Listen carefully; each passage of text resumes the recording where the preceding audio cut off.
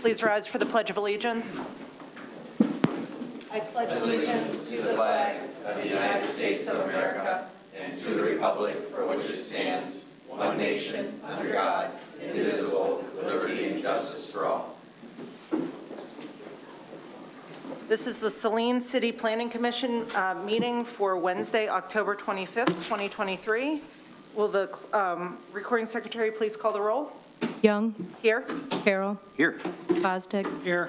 Marl. Here. Beerbaugh. Here. Cole. Absent. Beardsley. Here. Heft. Troika. Here. Staff present tonight include City Planner Auerbach, Community Development Director Harrington, and Recording Secretary Katnick. Is there a motion on the floor to approve the agenda as distributed? So moved. Second? All those in favor? Aye. All those opposed? Motion passes. Is there a motion on the table to approve the meeting minutes of October 11th, 2023 as submitted? So moved. Submitted. All those in favor? Aye. All those opposed? Motion passes. Public comment. Under the Open Meetings Act, any citizen may come forward at this time and make comments. The person is requested but not required to state their name and address for the record. Comments will be limited to 3 minutes per person. Seeing no public comments, we'll move to public hearing number. There was one. Oh, I'm sorry. Just come up to the podium, Babs. I have more questions than comments. Barbara Losi, I live at 111 Monroe Street, Saline. Can you see if the green light is illuminated on your microphone? It is. Okay. Thank you. I have a soft voice. Okay. When I looked up Livonia Builders, I noticed they only have 25 employees. I guess I don't understand that as far as builders go. They give other people the real building? Is that what it is? I don't know. I don't understand that part. Does anybody have? Babs, we don't generally respond in real time to questions, but if you want to articulate all your questions or concerns during your 3 minutes, that's fine. We will try to find a way to address those when we get to the substance of tonight's meeting. Okay. Yeah. Well, because that area has had a hard time getting going there, I hope this is the right one that can get it going. And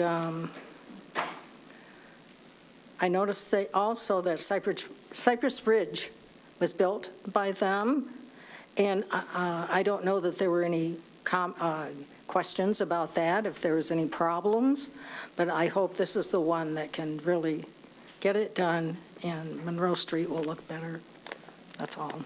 Thank you very much. Thanks. Seeing no additional public comment, we will open the public hearing for 23-24, application from Danny Beery of Livonia Builders for a final PUD plan and rezone for the Heritage from R3 to PUD to develop 3.11 acres and construct 20 single-family units at 207 Monroe Street, Saline, Michigan, 48176, parcels number 18-18-01-170-015. In our packet, we had a report dated September 21st from City Planner Auerbach, report dated September 21st from 2023 from OHM Advisors, and a memo dated October 19th, 2023 from Community Development Director Harrington. Thank you, Ms. Young. So as you mentioned, it's action item 2324. It's a final PUD rezone. I actually did the agenda this week, so there is an error on the report. I read the plan, the date of the plan they were reviewing, not the date of the memo. So there's a minor hiccup there on the agenda that we can amend for the minutes. But nothing substantive, thankfully. But they did review the plan after the plan had been created, not the other way around, which I think is how it is displayed on the agenda. So the current property is downtown adjacent. It is currently zoned R3A. It is on the east side of Monroe Street, directly adjacent to the cemetery and People's Park. The city took pitches from interested buyers. It is currently a city-owned land. It is the site of a failed previous development. And the city council decided to sell it to Danny Beery of Livonia Builders. The Planning Commission considered the proposal of a preliminary PUD at the site at their April 26th and May 24th meetings. At their May 24th meeting, they recommended approval to the City Council. The city council subsequently approved the preliminary PUD at their June 5th meeting, and tonight we're here to talk about their final PUD. So this text is probably the hardest to read, and I apologize. It's a lot to fit on one page, but it's mainly procedural. So after receiving the approval of the preliminary PUD plan from the city, the Planning Commission shall review the final PUD plan and rezoning application and shall recommend to the city council either approval, denial, or approval with conditions. In making its recommendation, the Planning Commission shall find that the proposed PUD still meets in the intent of the PUD district, along with all development standards outlined in sections 10.02 through 10.05. So similar to Bella Terrace that we did earlier this year, we're looking for consistency between the preliminary PUD and now the final PUD. So section 10.02C sets out some standards for what we're really looking for in a plan unit development, what you're kind of gauging this proposal against. So one is that the intent of section 10.01 is met, which I know is like intentception here, but essentially it's that it's a PUD, it's prime for development. The proposed type and density of use shall not result in an unreasonable increase in the need or burden of public services, facilities, roads, and utilities. That the proposed development shall be consistent with public health, safety, and welfare of the city. The proposed development shall minimize any negative environmental impacts of the subject site or surrounding land in comparison to a conventional development in conformance with current city standards. That the proposed development shall minimize any negative impact upon surrounding properties in comparison to a conventional development. And then lastly, that the proposed development shall be consistent with the goals and policies of the city master plan. One of the first things that we do when we're looking at PUDs is compare densities, as we have very specific density language within our PUD ordinance. So reviewing the density provisions, it has not changed since the preliminary PUD findings. We're looking at about that they fall within the allowed range of over 1.9 to 1.33 acres required for their 20 dwelling units. Here's just that site plan that was showed on the cover slide. So there's 20 homes. There are 9 of them on the southern side of what is proposed to be Parsons Street, 6 on the north side of Parsons Street, and then 5 in that hammerhead. The proposed lot standards have some deviations, but just as a note that the deviations are based off of single-family homes in the R3A district. The applicant, in theory, could choose to build the PUD off the R1C standards, and those deviations would appear less as a result. So the total deviation column is more or less semantic. It's neither really here nor there. The important part is that they're proposing about 3,500 square foot minimum lot sizes with about 35-foot lot widths.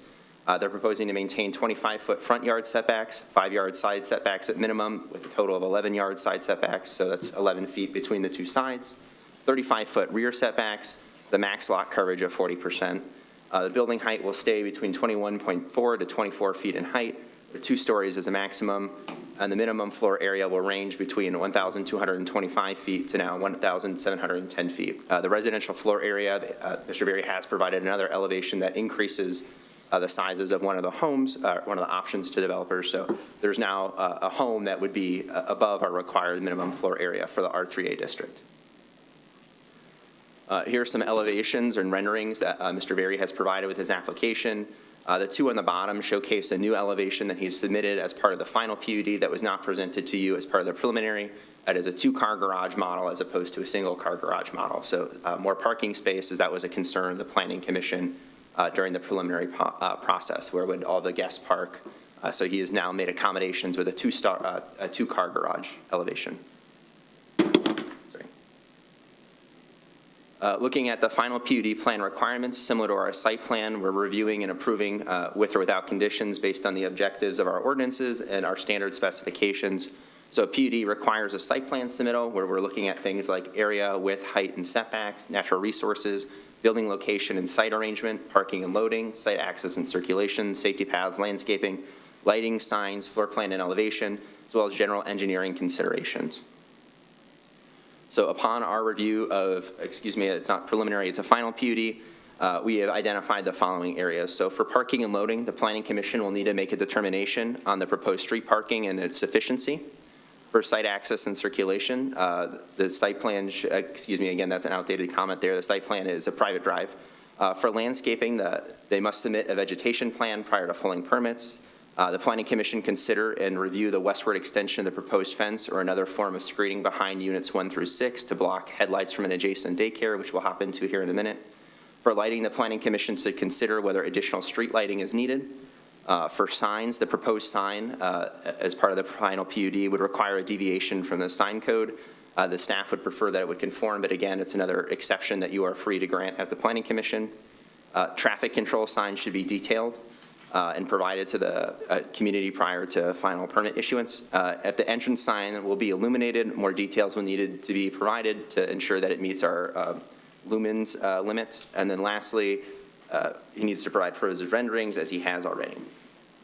So our recommendations then is that it's staff's opinion that the applicant is conforming to our overarching objectives with PUD districts, which would be section 10.02C, which I read off to you previously, and then 10.06I, which is us having this meeting right now. There are a few outstanding issues for the Planning Commission's consideration that I'll have displayed at the end. Primarily, as I mentioned, on-street parking. He's proposing 4 on-street parking spaces on the north side of Parsons Lane. Whether or not this is sufficient is something for the Planning Commission to determine, although staff believes that it is. There are 2 proximate street lights near the development, one at the proposed entrance and then one that overhangs the parking lot of the adjacent child care facility. It's staff's belief that with these and the mounted lights on the homes, which are now part of the bylaws that Mr. Berry has submitted for any HOA that would exist there, that this is sufficient. But again, as the Planning Commission, it's your right to request more street lighting or more lighting on the site. The entrance sign specs are currently not in conformity with code standards. The entrance sign is larger than permitted as outlined in Mr. Auerbach's report. We would prefer that it be brought within our sign standards, which I've added as a condition on your agenda. However, it is your right to approve a deviation from our sign standards. Additionally, there's compatibility with the PUD requirements. Building elevations facing the street must have articulations, stepping and recessing walls at least every 10 feet. Roof pitches must be consistent with the provided elevations, and then street-facing elevations must include at least 2 types of primary facade materials. Now, from the elevations Mr. Berry has provided, it seems that all of these are already being met, but adding them as formal conditions as we have in the agenda just ensures that these are completed to our standards, which is the purpose of them being in our ordinance in the first place. And then lastly, this additional screening for southern units from adjacent properties, extending a screen or a wall or a bush to help block headlights from the adjacent parking lots behind units 1 through 6, pushing that further west to ensure that headlight intrusion does not occur. So it is my recommendation that the Planning Commission recommend approval of the final PUD and rezoning to the City Council with the following conditions.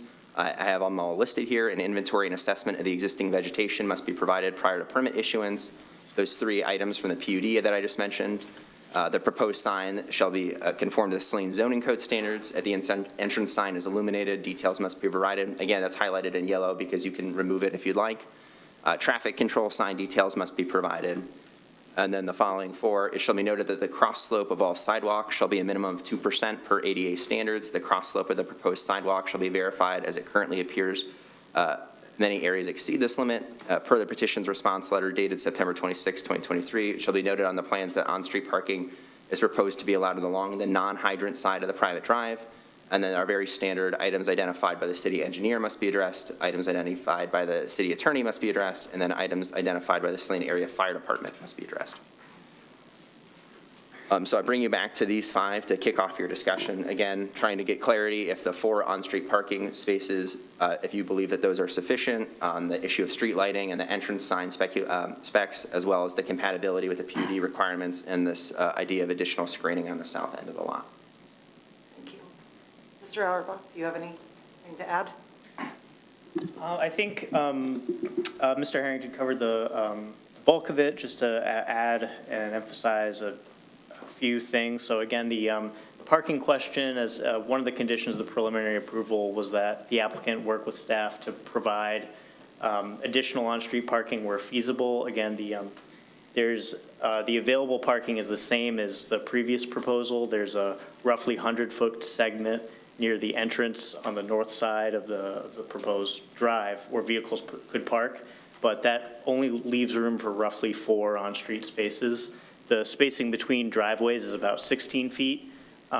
Parking will be permitted on the north side of the road, but presumably only compact cars could fit between driveways if there wasn't signage that parking would be prohibited between the driveways at all. It also wouldn't be allowed in the hammerhead section.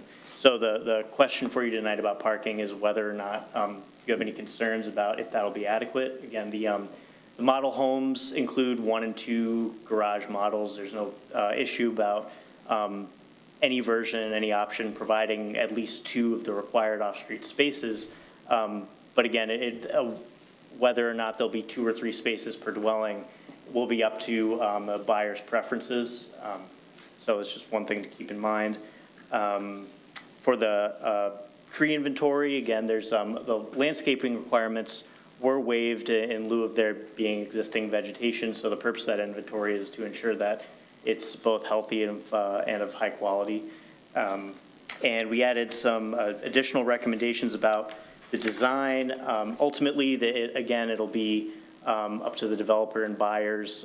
They'll have a lot of leeway to modify designs as they see fit. So if there's any assurances that you would want to see to make sure that the dwellings are built in a way that as closely resemble the renderings that were provided as possible, to be very detailed about that, so that staff reviewing those permits later on will have really clear conditions to fall back on to approve a particular architectural deviation or not. Thank you very much.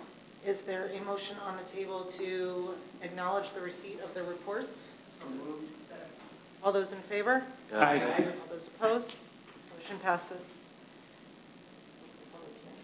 Yep, I'll move to open the public hearing, Madam Chair, at 7:16, affording the public to speak to this issue if they so desire.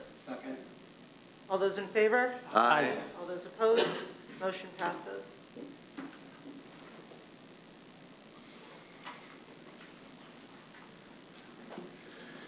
Good evening, John Coleman. I live at 213 Monroe Street. Want to raise an issue that I raised with the prior developer as well, given the topography of the land involved. The area being developed or proposed to be developed, we used to be a natural swale. And the development that has happened so far that was abandoned by the prior developer has leveled off that to some extent, but it hasn't addressed the issue of what happens with drainage. And the drainage is already happening into People's Park at a higher rate than it was before the prior developer came in. And you can see that very easily if you go over after it rains. It's very squishy, to use a technical term. So, and this is before they've paved over any of that or put in any of the landscaping or things like that. Because of the change in topography, although the developer's approach to drainage meets the letter of the law, it is not sufficient for the specific topography of this situation. So I would ask that the city engineer that you look into this and find out what the appropriate drainage will be, because what is currently proposed is insufficient and it will cause additional water intrusion into the daycare center. It will undermine the parking lot that was recently put in where the tennis courts used to be and undermine the basketball court, which is already happening. So I would ask you, as you look at the different aspects of this, that you make sure that you consider the drainage on this. And I just want to repeat, I know it meets the letter of the law, but that is insufficient for this specific situation. Closely associated with this, depending on the document you look at, this is a 3.11 acre lot or a 3.97 acre lot. That number matters a tremendous amount in understanding the drainage and what is required for drainage. So whether it's a 3.11 or 3.97, pick one so we get the calculations right, and then make sure that it addresses the change from a natural swale to what will now be a sloped lot. Thank you very much. Thank you.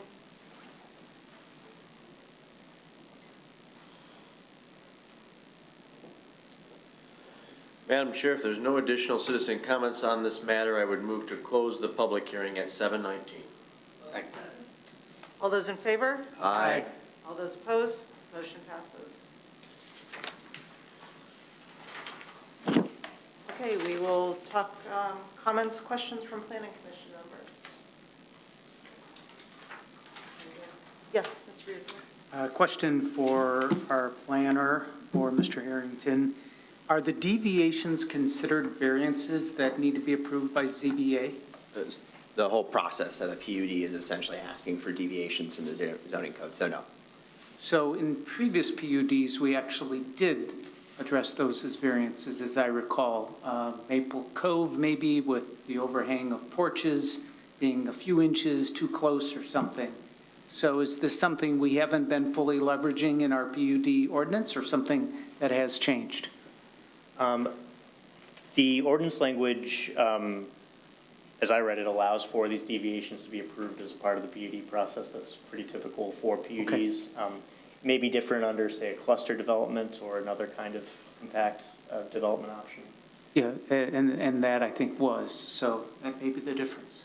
I could see it too if it was infringing a fundamental setback of another one. So if we're talking about the distance from a single-family development to a commercial development or vice versa, perhaps that was a setback that was being particularly discussed and thought best to go through the variance process as opposed to be granting, versus the homes themselves in a subdivision maintaining the proper setbacks otherwise to these other. These are porch-to-porch kind of measurements. Correct, right, and it maintains the rear setback requirement from the other homes on West Henry Street and Marcana Court. Thank you. I have several, if I may. To the points that you addressed that are enumerated on the screen, let me start with point 3. I believe that the sign should comply with the existing standards. I realize that our sign policy and ordinance, none of us agree probably with every aspect of that policy, but it is the standard of the city, and I think the standard ought to be met. As it relates to items 1 and 2, I'm really ambivalent on 1. I guess I would rely on the judgment of our experts, being Mr. Harrington and Mr. Albach, whether they believe the existing street lighting is sufficient and appropriate. I think with each home having a functioning light and as part of the bylaw system, as well as the presence of a street light already at the proposed entrance in Monroe Street, I believe that the lighting is sufficient. Granted, I'm younger, and I feel like I'm confident in seeing when I'm driving at night, so I think that maybe there's a context here that might be beneficial for the Planning Commission to consider over my input. As far as the interior development lighting, we see no issues there.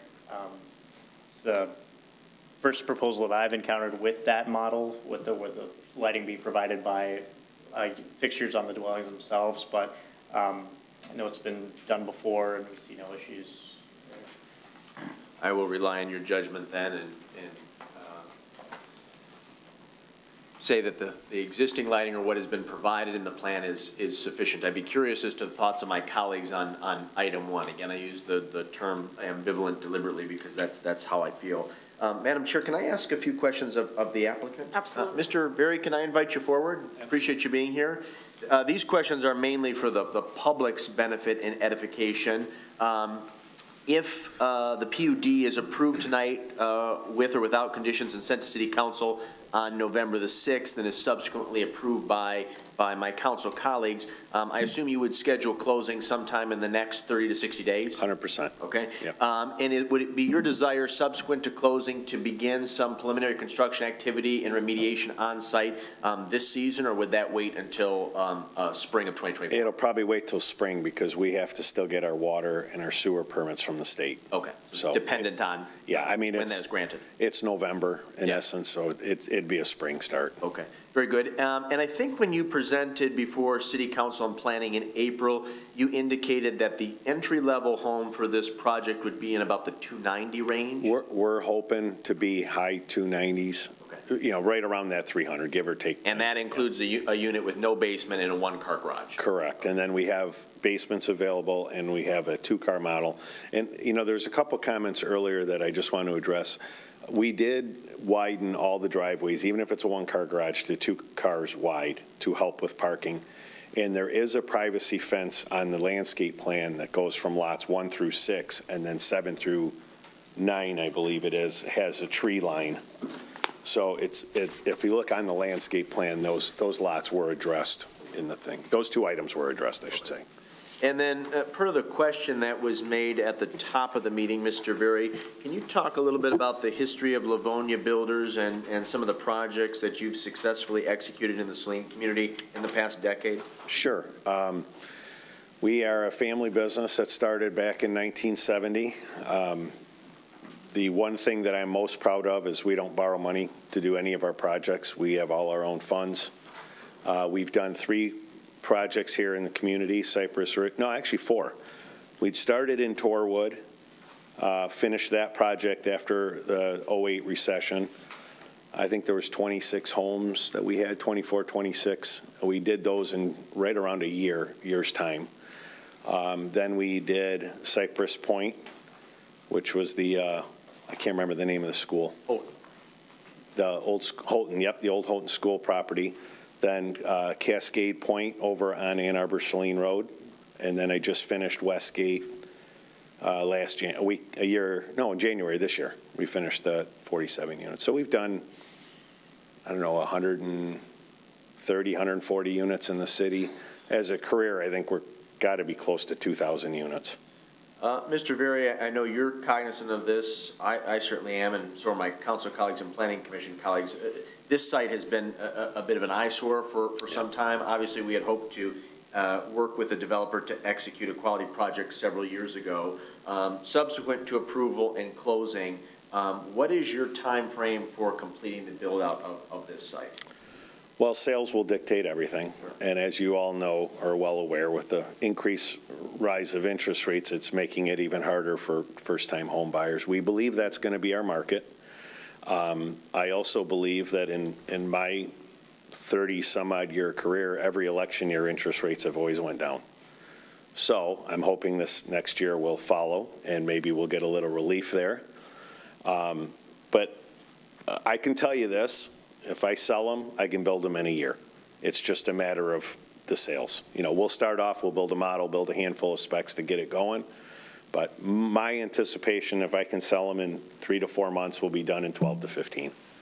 Very good.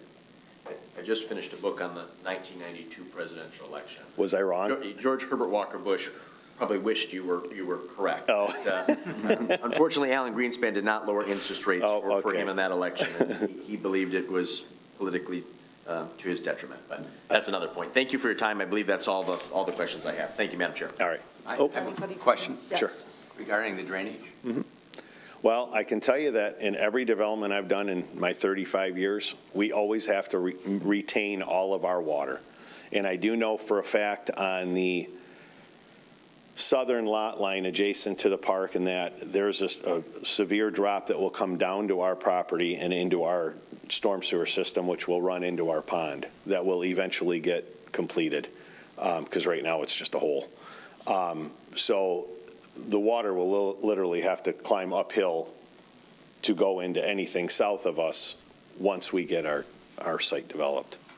So right now, the guy before me left it as a mess. I mean, it really is.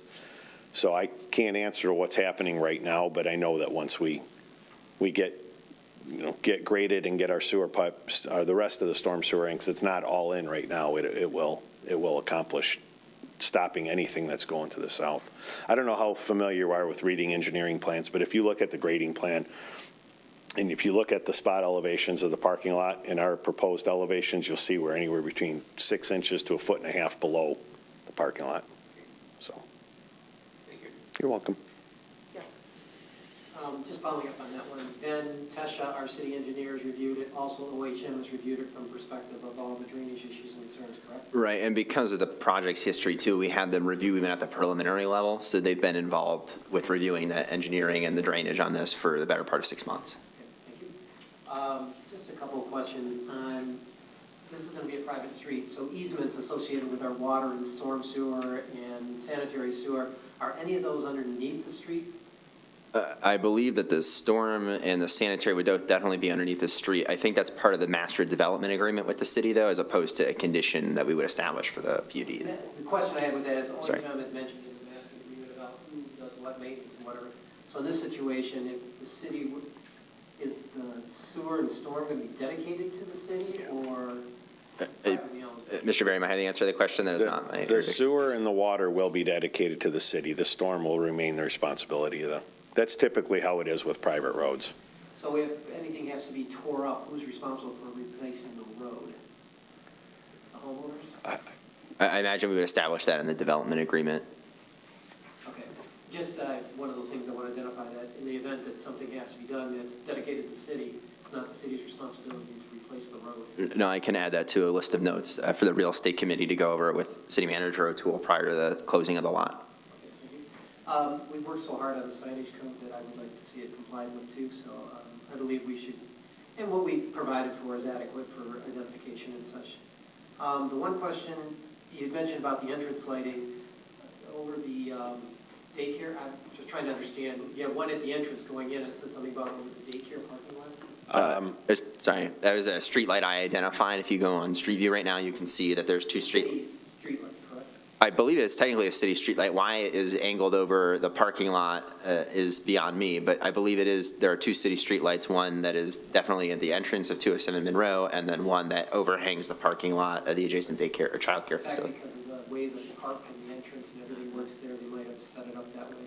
The city owned that daycare at one time, too. Oh, that would make sense. And then the other question, and this is just for understanding for me, so we know it's been rezoned to 3A or whatever. We're doing the PUD. Would there be any point in time that we would downzone this to exactly what this is?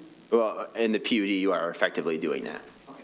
So any deviations, if someone comes in and wants to buy 5 of Mr. Berry's homes 20 years from now and then make it a multifamily, they would then have to do a whole PUD amendment or choose to rezone those 5 sections. But with a common ownership that it's likely to have, that virtually seems impossible. So. Thank you. The only thing I know there's going to be a concern from council, a couple of council members regarding the off-street parking. But I'm glad that you've done the adjustment for the parking, the driveways, which Correct. allows for that. So at least we can make sure that that's noted to council. And then the fact that you do have some spaces for compact cars. I mean, you got to realize that there are some small cars that look for that.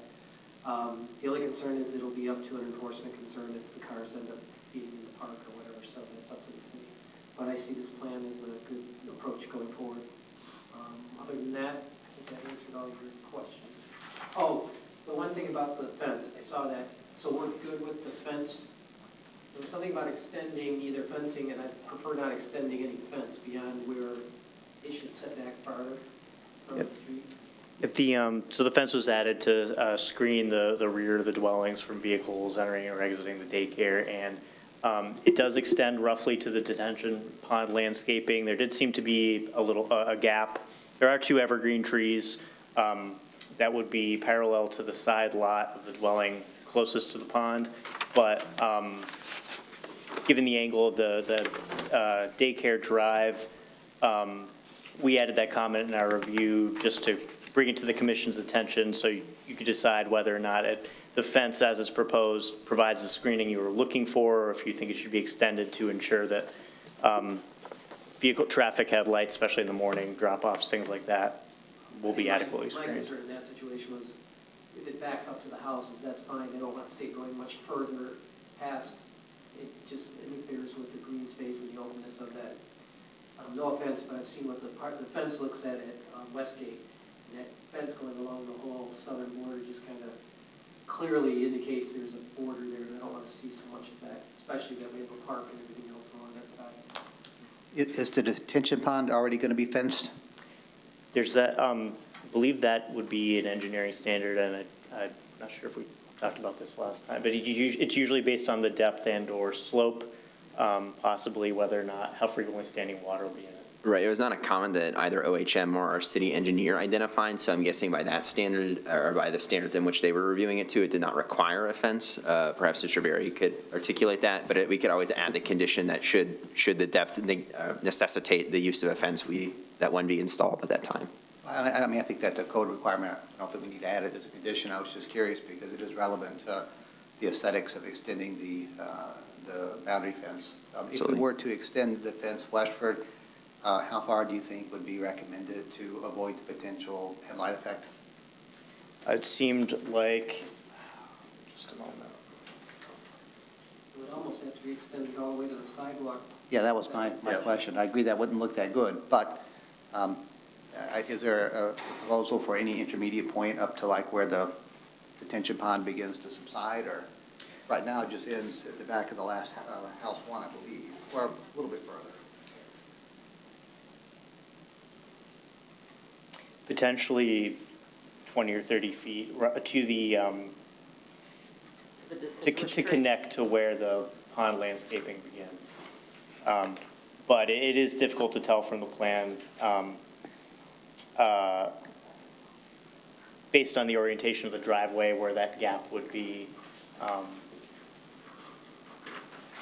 But if anything, it would just be an additional 20 or 30 feet extension to connect to the landscaped area. Thank you. There's a retaining wall that runs along the northern side, isn't there? Yeah. Yes. Mr. Gerbrock brought up a good point, is that the homes 1 through 6, or actually 1 through 9, might much rather have an open view of the park and, as opposed to a fence that's actually quite close to the back. That's why we did 7 through 9, because that looks at the park. 1 through 6 looks at the daycare building. So it's why we obstructed it a little bit more. And it is all the way back at the lot line, within a couple feet of the lot line. So it's about 35 to 40 feet from the actual back of the home. So that's why we did it that way. The comment in the write-up was that they wanted to extend it farther west, and so that would be putting it more towards the sidewalk.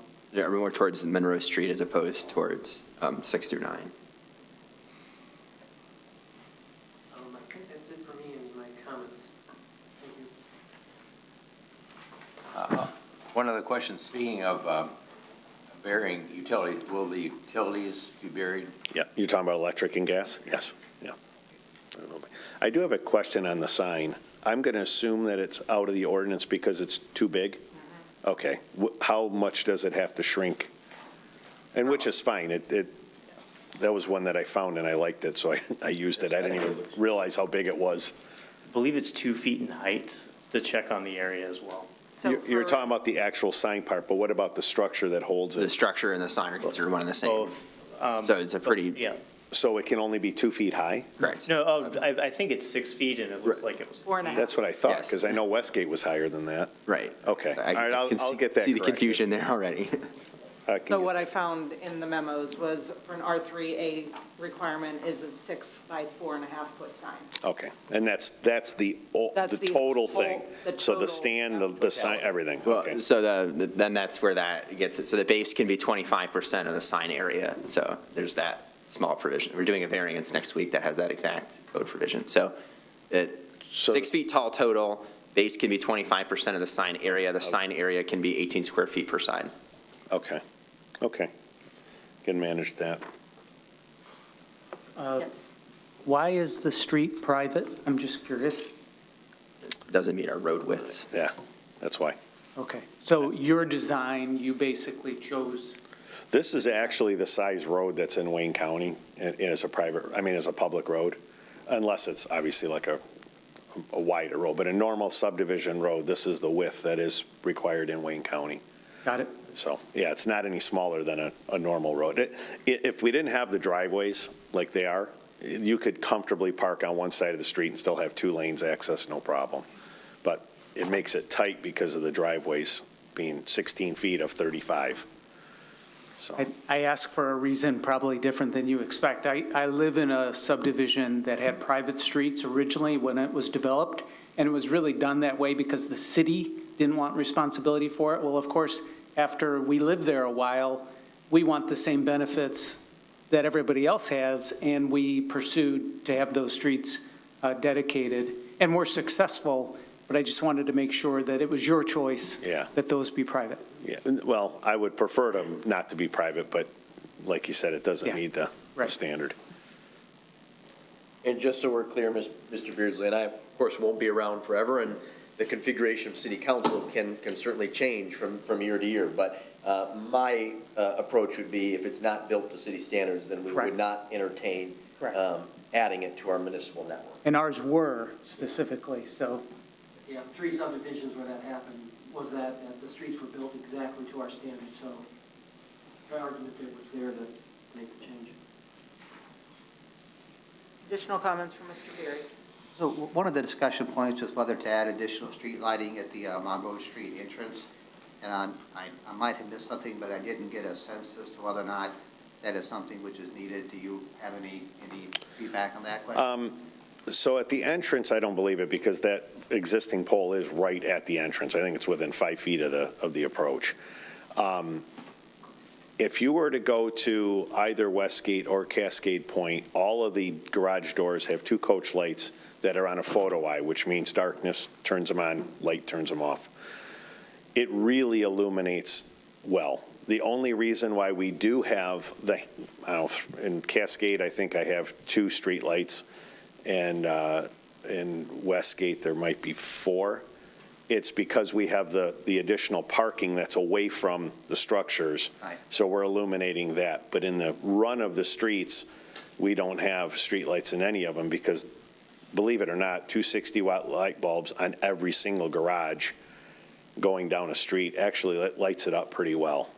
I got the idea from a subdivision that we did in Canton that we finished. It was started, and they had in their ordinance or in their master deed and bylaws, and it was really neat. Like it made the neighborhood lit enough for security, but not overpowered by streetlights. So I stole it from somebody. Those are the best ideas. Yeah. No comments, Mr. Beard? Thank you very much. You're welcome. Thank you. Additional questions or comments from the Planning Commission? Can you please go back to the recommendation slide, Absolutely. The one with the motion or the one with the things to talk about? the things to talk about? Okay, on-street parking. These driveways are 2 cars wide, 1 car garage, 4 spots on the street. Does anybody have anything additional to add about that? So I do, Feelings in either way? I'll say I do think that's adequate. I think it addresses the concerns we had at the preliminary site plan, and I will note the added elevations with 2-car garages, so that will add some additional relief. Anybody else? And then we will allow parking for those 16-foot spaces? Yes, provide the car. Add a small compact on the one side. Right, so unless the developer or the HOA puts up no parking between driveway signs, then yes, there's no reason that we would disallow it. Now, we're not recommending they formally mark those spaces either, which we're definitely asking for those 4. Street lighting, we've talked about the 2 lights that are, one at the entrance, one above the childcare facility, and the lights that are on each garage. Is there anything else we'd like to discuss? I think it's adequate, and I don't think we should require more. Anybody else? Okay, thank you.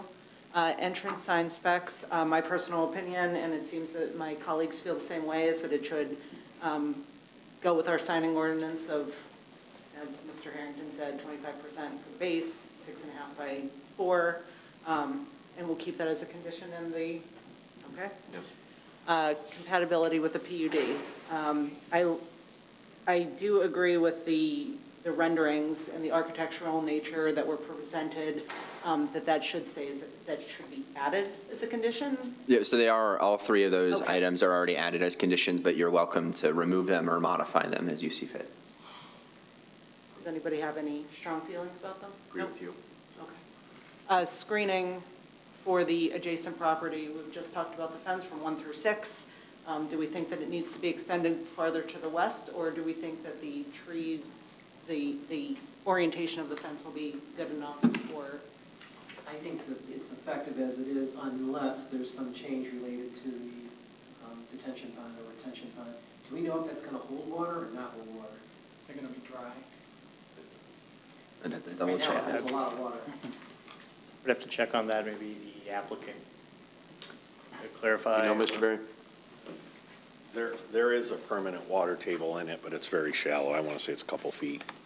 You know, it'll fill up and slowly drains out. Right now, the outlet is not really there. So that's why it's holding. Next slide, please. Well, that would be, and then the bottom one, I believe. No, we talked about the screening. Oh, okay, perfect. That would be all of them. So then that's the, Okay, and then the traffic control signs, city engineer, the city attorney, fire, and everything. Any additional conditions that we would like to talk about? Is there a motion on the table to recommend to Saline City Council to approve, not approve, or approve with conditions? I'll move to approve with conditions. Any additional discussion on conditions 1 through 11? All those in favor? Aye. All those opposed? Motion passes. Thank you very much. Thank you. So November 6th for city council, correct? that is correct, yes. Very good. Thank you. Thank you. New business, 23-25, 2023 Saline Master Plan Draft, residential items and implementation section. A motion to acknowledge receipt of the memo dated October 20th, 2023 from Community Development Director Harrington. Move to acknowledge receipt, Madam Chair. All those in favor? Aye. All those opposed? Motion passes. Once this gets up, would you like to discuss? Absolutely. So it is the residential standards and implementation. I gave it a different action number because it is slightly different than goals and policies, and it doesn't really matter. You're not really taking action on it, so just acknowledging it.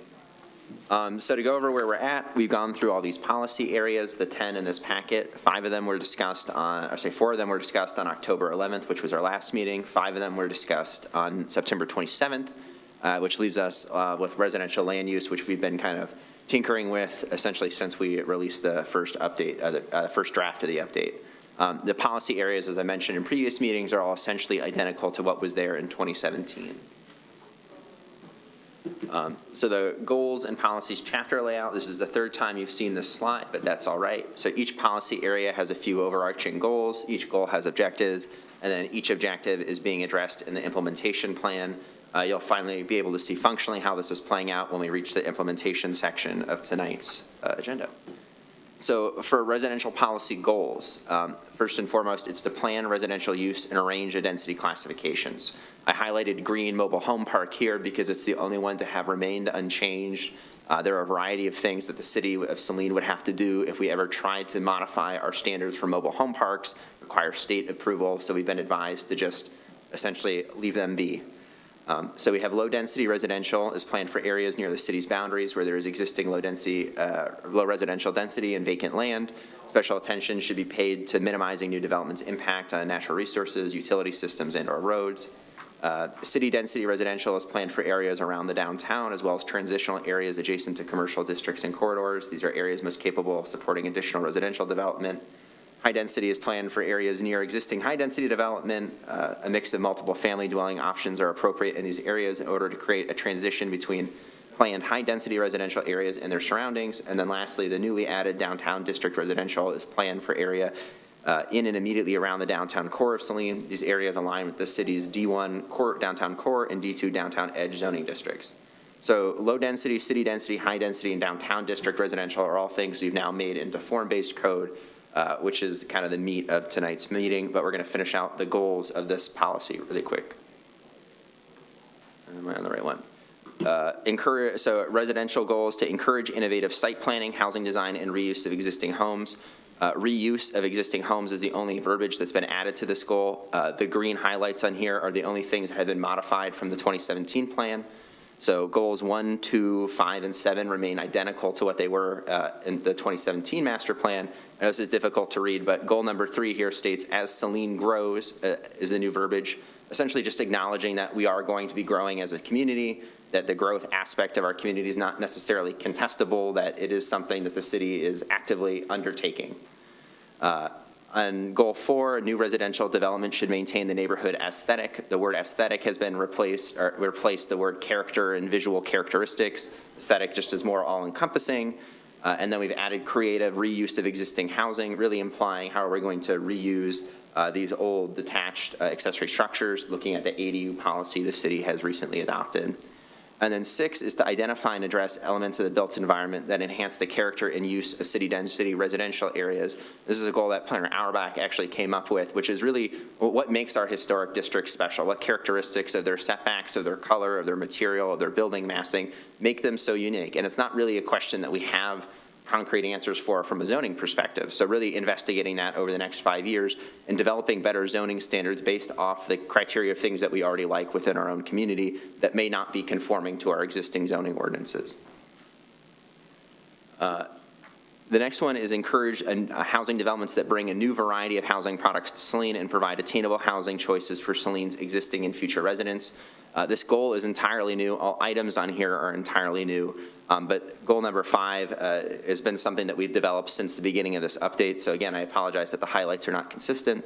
but it's to evaluate residential lot standards and make necessary changes to allow for such developments to be permitted.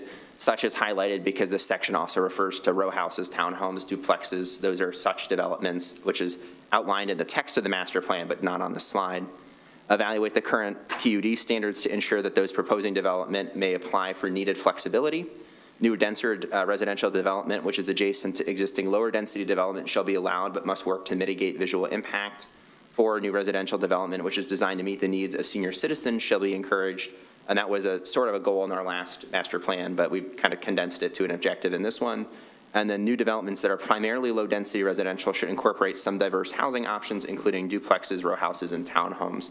And this goal or objective is really looking at developments like what Andalina Farms would have been had it come into the city, Bella Terrace or Huntington Woods, encouraging those developers to consider elements of adding townhouses or row houses or duplexes to these larger single-family tract developments. And really, the purpose of that is to make sure that that housing density is naturally incorporated into these sites, that the walkability is shared and is already there, the visual impact is shared and already there because they're next to each other. They were designed intentionally to be next to each other. So it's a great way to add density without harming the visual impact, without damaging the character of a newly developed area, is to just add a little bit extra density in the form of a townhouse or a row house, duplex, within these larger single-family developments that are going to be primarily larger single-family developments. So moving away from the goals and policies and now talking about form-based descriptions, which I try to give to you in a variety of different ways in your packet due to some of their complexity. So staff has created new form-based descriptions for Saline's residential areas. Presently, the areas have been very limited in descriptions along with caps on units per acre. So when I mean limited in descriptions, I mean going back to the density classifications and these very like shorthanded runoffs of this is where city density residential is. It's near medium intensity uses. And previously it also included a unit per acre range. So 5 units per acre to 20 units per acre. However, we found that over the years, it's really not a sufficient way to regulate or guide development. It sets kind of arbitrary limits and puts us in a box to not be able to hear more creative uses of our land in the community. So form-based means describing visual attributes of the final developed product as opposed to setting that numerical standard for development intensity, which is often units per acre. Form-based standards are also designed to be more flexible with the specifics of development, but more pointed on the result of it, really controlling that end product. And that having this end identified then helps me as your staff member to go back and evaluate our zoning standards. Are our zoning standards leading to the ends that we want to see or are they not? And that makes my life a little bit easier. It also helps me justify proposing new zoning changes to you. So the descriptions of our form-based standards that we're proposing are found in the future land use section of the master plan and are currently limited to our residential districts. Other communities have expanded form-based descriptions through their commercial districts as well, which is definitely an option for the city. Given the scope of the update, the budget granted to us by the city council, and other items, it seems to be a little bit out of reach to convert all of our commercial districts into form-based standards this update, but it is something that we could choose to take up at a later date. So our form-based organization starts with the intent. What is the intent of this district? Where is this district located? Building types and use types that you would expect to see. Design characteristics, non-motorized connectivity, parking. And then, of course, we're going to include photos and visual examples to really hit home the point. This is the final product. This is the essence of what we're really looking for in development. I'm not going to take you through all 4 of them, but this is mainly for you to help guide your notes over the coming weeks so that we can make final tweaks to this before we move to formally adopt. So just to start with city density as our primary example to take you through, and then like I said, I'd encourage you to look at low density, high density in downtown. So city density residential is intended to provide more compact neighborhood patterns with a mix of single family, 2-family, and small scale multifamily housing options. This area is primarily meant to serve small single family homes and missing middle housing. It's located primarily in the downtown areas, as well as transitional areas adjacent to commercial districts and corridors. These are the areas most capable of supporting this type of development. And now for building uses and types, we're talking about detached single-family, accessory dwellings, duplexes, townhouses, row homes, small-scale multifamily buildings, which would be this idea of stacked flats. And in fact, we could use that language as opposed to small-scale multifamily. So it's just more like an apartment, but it's actually a condo. And then public, quasi-public uses, and then lastly, low-intensity commercial users, which would be the PB and OS users that kind of infringe sometimes into these residential areas. So to provide some visual examples, and CWA is going to help us prepare more for our actual master plan, but looking what kind of photos do we want to use to encapsulate what city density residential should be. So I've taken some from a very suburban city density neighborhood in Toronto called Leslieville. If you're not familiar, they have a lot of these really old Victorian duplexes, these very old row houses, very narrow setbacks between these lots. But as you can see, some of the similarities in all these homes is that they have shallower front yards with landscape areas between them and the sidewalks. Really looking at things like that, that's the kind of the product that we want to see, and a little bit higher of a density. I included the heritage that we just reviewed as an example of this because I think it fits nicely into this idea of smaller scale, missing middle single-family housing. I included a duplex from Eber White, Ann Arbor, which is a neighborhood just west of the downtown, as well as the Old West Side, which again shows some of these smaller single-family homes on a little bit smaller than the traditional suburban lot. So using these all as visual aids to kind of guide people as they look at our master plan of this is kind of the essence of what we're going for in this area. It's not going to look exactly like this, obviously, but this is the essence of what we're going for. And I'm definitely not going to read this all to you, but these are the design characteristics featured in your packet. They kind of go one by one, but just to give you a couple ideas, preservation of historic homes is a priority with a focus on encouraging the maintenance and reinvestment in historic structures. It gives us protection in case somebody is proposing to tear down a historic structure in our city, regardless of whether it's formally in an HDC or not. Adaptive reuse of underutilized buildings and redevelopment of deteriorated dwellings may be necessary with a focus on maintaining the visual character of Saline's neighborhood. Items like residential buildings should be positioned to accommodate various accessory structures within the required setbacks and lot envelope, enhancing the aesthetics and functionality of the area. Garages should be situated in a manner that aligns with the overall character and design in the neighborhood. So perhaps in a city density residential neighborhood, it's not as appropriate to have a large protruding garage in front of your home as it might be in a Torwood or a Northview, more of those low density single family neighborhoods.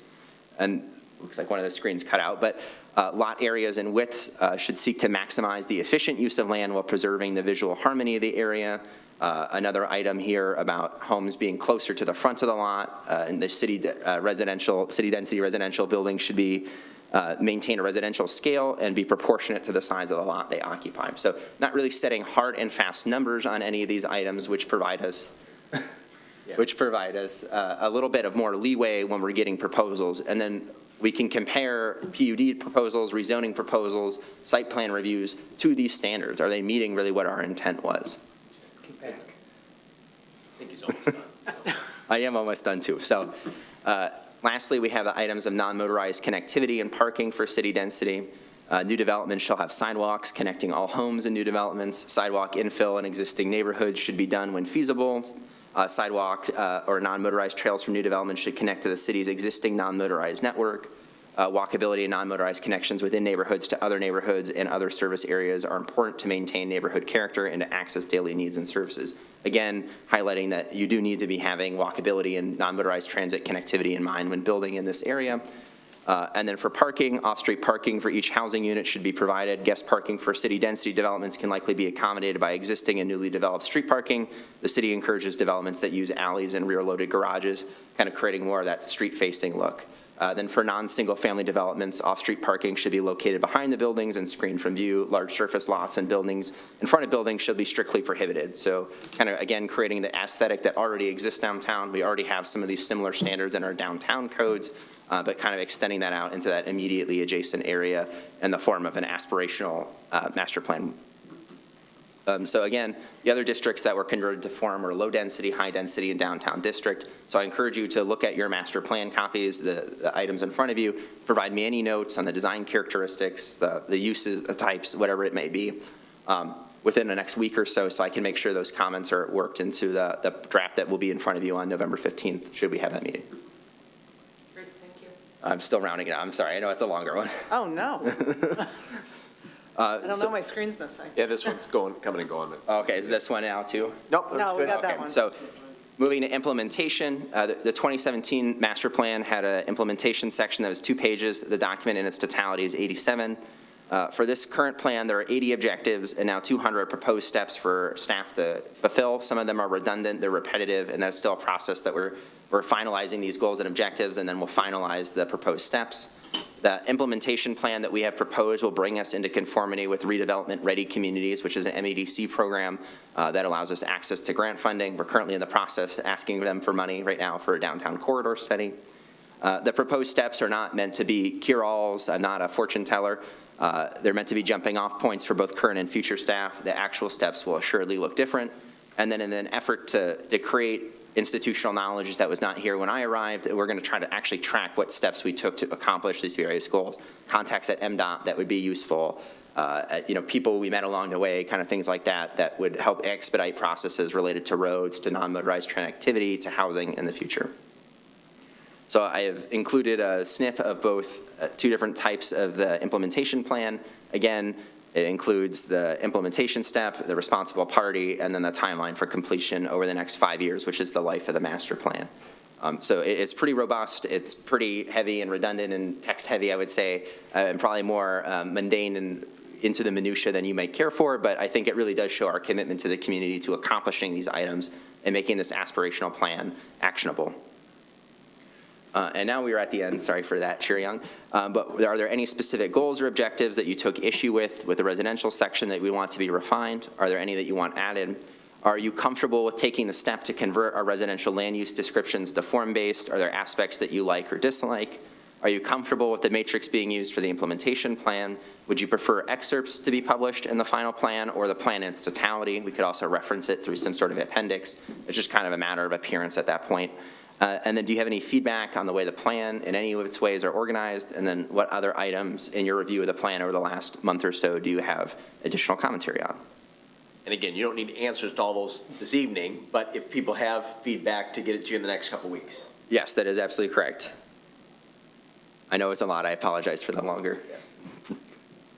I applaud you for how much work has gone into this, reviewing it for all of these times. That has been a considerable amount of work, and thank you.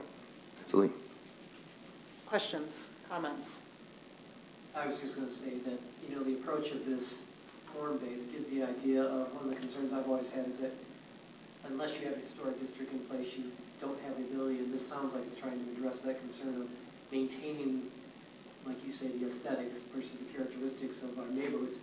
Because there was even a discussion that just came back from MML, Michigan League, and they were talking about we've managed to either out-zone ourselves or out-building code ourselves to generate the type of community that we like because we couldn't build what we have now. And so we need to start talking about this way of an approach to better make the realism of what we want to actually occur. So I'm glad about this. The only couple things I saw was you had a net comment in there about senior citizens housing and like a single line in itself. How do we address economically attainable and disability type housing, those kind of pieces? That's just I don't know when you put that in there, but how that's achieved. Because when I see senior citizen housing, I don't see it any different than other types of housing accessibility. If that was a specific point of emphasis that appeared to have been a long-standing point in our master plans, so going back to 2011, it has a presence of there's some line or some rationale. It used to be more specific on the actions the city ought to be taking for senior-specific housing. I just left it in because I think it is still relevant. We are an aging community, so I don't see anything necessarily wrong with it. And I would say that unlike most folks with disabilities, whether that be intellectually or developmentally disabled or physical disabilities, there's not as many developers that build like that specific type of housing. We have kind of an interesting case with Maple Oaks. Even still, the validity of that is neither here nor there. But there are definitely examples of senior housing, senior-specific housing within our community already, whether that be Mill Pond Manor or Linden Square, things like that. So I think that's kind of the genesis for why the comment appears in the plan. And from a development standpoint, like there are more practical considerations for senior-based development as opposed to, for a city of our size, attainable housing development or developments for folks with disabilities. And then just when you're showing some of the examples of things, it's interesting having looking at Traverse City this past weekend, but even some of the ones that are within Michigan itself, Northville, Plymouth, the way they've developed, using those as perhaps some additional examples to show what's attainable in Michigan and necessarily what other communities have done. I mean, even when you look at Traverse City from the perspective of how that growth affected them and the perspective of what they've turned themselves in 20 years is amazing because if we're going to face that kind of growth, in the next 10, 15 years, they've handled it really well. And then the other one, let me comment about, when we talk about low density versus city residential and that type, do we address in here, or is it more building codes, setbacks where like in Ann Arbor, they allow for like 2-story buildings to make it more pedestrian friendly, and then you can build 2 or 3 or 4 more floors on top, but they set back? Is that something we would address in that as we talk about more about density and height? So you're saying as the height of the building increases, a deeper setback? Yeah, in terms of the. Yeah, there is definitely a way we could work that in a form standard that, given that taller buildings should be set back further, especially in the low-density neighborhoods. I think that would definitely be an appropriate thing to add. And we also, and I think I caught it there, that we would allow for, say, someone wanted to develop a large multi-complex, like a apartment complex or such, and if it was going to be coming into the city, we would still be able to allow for that, like a new 6 Trails or whatever, should it come in on a piece of property that's more surrounded by. Right, and I think that's kind of the intent of the form-based. Our current master plan, our current PUD, and our current zoning standards kind of restrict us from even hearing that proposal. But I think the goal of this is to free ourselves and at least allow like folks like Mr. Berry to come through with a PUD process. There's no guarantee we're going to approve it. We might hate the whole concept, but it doesn't lock them out from even having a way to present it to us, which is unfortunately some of the occurrences that seem to have been happening historically with PUD processes in Saline. And then the city not pushing developers maybe to add a little bit extra density here or there where it really does make sense. And one last thing, when we mentioned, it talks about traditional apartment complexes, are we changing that more in the form base to be, because, we're talking about micro apartments and all those different types of potential housing that could be available.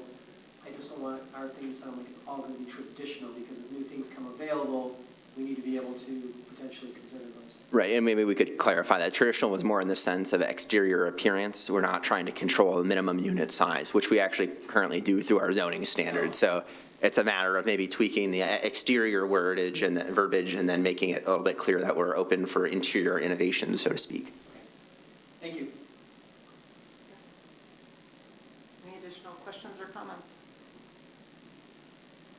Okay, if there's any comments that do arise, please get your markups to Mr. Harrington so that he can incorporate them into the document, the final document that we will discuss, possibly at 23-26, Special Planning Commission meeting on November 15th, 2023.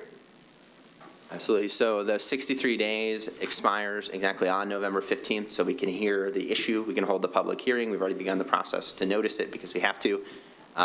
So we are able to hold a special meeting on November 15th to make a recommendation on the master plan. And this would allow the city council to have 2 meetings in December to discuss and ultimately vote on the master plan. Maybe it's only one that they would like to use. Maybe it's both meetings. It does allow the current city council to get their full say on it. They have been part of the process of developing this master plan, so that makes the most sense to me. From like a symbolic, I would like to start the new year with new issues. It also helps me. But it's ultimately your decision. If you do not want to meet on the 15th, we can hear this at the first meeting in December. And that would be tolerable, and we could then notice it. However, then the city council would hear it in 2024 at that point. I prefer meeting on the 15th, and it gives council the 2 meetings to address. We're not sure what's going to happen next year underneath, new leadership and such, and so I don't want to see you have to go step back and into a review of the whole approach. You said that, not me. But I would like to see us move forward with this. You put a lot of work into this, and so has this commission. Madam Chair, if I may, I have no objection to meeting on the 15th. In fact, the logic would dictate that that makes the most sense. I do have a conflict on that date, so I will not be able to be in attendance. I don't think that would, from a previous conversation I had with staff, I don't believe that would impact a quorum. And more importantly, I still get a bite at the apple when it goes to city council, so it's not essential that I be here. But I just want to make that clear in the event that there are other people who have conflicts and that may prevent you from having a robust discussion or being able to take an affirmative vote. Right, that is a consideration. I had 6 people tell me they could make the 15th meeting, so we would be missing out 3 people. And it is a rather substantial project. So, I mean, it's up to the Planning Commission if they feel comfortable with the text where it was kind of the purpose of doing all these section reviews too, is for you all to be very informed about what is in the plan. And most of the things that we're changing now are formatting, making it look like a singular document, making it look glossy and nice, or not really making any more substantive changes at this point. Is there a plan for a meeting on the 8th as well? That's part of this discussion. So if we would like to meet on the 8th, we can. I can probably I can do my best to get you the clean text, but having all the maps and having the whole plan as a concrete thing to review by the 8th might be a challenge. Do we have any other agenda items for the 8th? We do not. You don't anticipate? There's no way that we could have one at this Right, point. That's going to be my follow-up question, okay. So the likelihood of a meeting on the 8th is voting. If we just actually move the meeting from the 8th to 15th, would be probably most appropriate. I know Mr. Beardsley had voiced concern about having a meeting on the 8th to discuss any additional changes prior to us meeting to recommend to City Council on the 15th at the end of the 63-day period. Does anybody feel very strongly either way? Is there anything you would like to add? No, I don't know that I knew that we would have this Okay. at this meeting when I said that. Okay. It does compress everything into one meeting, and there is the risk, of course, that we address changes that can't be then sort of taken effect. But if that happens, we just move, we take action the best we can, and we move on to the next meeting in December. So Promise you I'm not hiding anything. I feel like I've been trying to get it all out Yeah, there. right. So we can. I think it's important, if in fact the public comment period ends on the 15th, I would feel adverse to this body making a formal recommendation until that time. Okay. If that makes sense. I don't anticipate a flood of comments or questions or concerns, but I do want to afford our residents, business owners, property owners the opportunity to make those or share those thoughts prior to this body acting to recommend. where I was really coming from is if there were more changes, flushing them out on the 8th for approval on the 15th would work, but we don't have to do that. So the only thing that would be on the agenda is basically 23-27 full master plan draft for final review? Yes. Okay. On the 8th to discuss, and then the 15th to, Okay, I'm sorry, I misinterpreted Oh. that. So, yeah, if we did it on the 8th, like I said, I can do my absolute best to get you the text updates of it. Okay. I can't promise you that the plan itself, with the components that CWA is helping us provide, are going to be fully completed by the 8th. I think we can meet the 15th, but I think the 8th might be cutting it close. I think the question was whether we meet twice or meet once. If we meet once, it's definitely going to be on the 15th. Question was whether we meet on the 8th as a preliminary meeting. Do we have 2 meetings worth of things to discuss? I asked that rhetorically. If we don't, then I'm all for 1 meeting.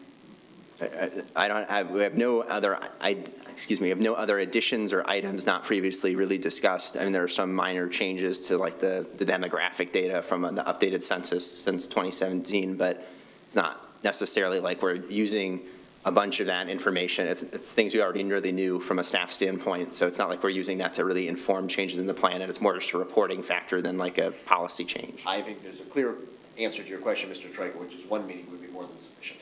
Okay, the 15th. okay. All right, if there are no additional questions, is there a motion on the table to acknowledge receipt of the memo dated October 20th and to hold or not hold a special planning commission meeting on November 15th at 7 p.m.? So move to acknowledge and move to hold a special planning commission meeting on November 15th. Second. Any additional discussion? All those in favor? Aye. All those opposed? Motion passes. Any discussion items tonight? If there are no discussion items, Madam Chair, I'd move to excuse the absence of City Treasurer Elko. Second. All those in favor? Aye. All those opposed? Motion passes. Is there a motion to adjourn at 8:13 p.m.? Second. All those in favor? Aye. All those opposed? Motion passes. Thank you. Thank you. Commission, please.